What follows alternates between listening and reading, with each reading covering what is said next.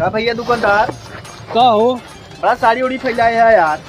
अरे यार भैया एक औरत आ रही साड़ी खरीदे हाँ और भैया एक के चक्कर में पूरा दुकान उलट के दिखा दिया, लेकिन यार पसंद ना के चली गई। जाना है वही मोहरत है, क्या करी। ये बतावा साड़ी दुकान है वही काहे न कोनो महिला के रख देता है दुकानिया पे। अरे यार भैया देखा तुम्हें एक बात सच्चाई बताई, हाँ पुरुष जो होते हैं बहुत धैर्यवान होते हैं। ये नाते भैया दुकानदार जो होते हैं पुरुष होते हैं। जौनी दिना भैया दुकानदार महिला हो जाए ना, वह दिना भैया सामने वाली औरत अगर एक साड़ी न लेहे से 3-4 दिखाए के बाद तो समझ ले भैया महाभारत तय बा। झोटी झोटा करे लगी भैया, रणहो पुतहो करे लगी। बात तो सही कहत है तू। जाना पुरुष इतना होते हैं जो झेल लेते हैं भैया, 15 साड़ी दिखाई देती लेती नहीं तब वो चली जाती। थोड़ा कुल बात देखिए शर्ट दिखावत है। शर्ट भैया उधर मिले जा।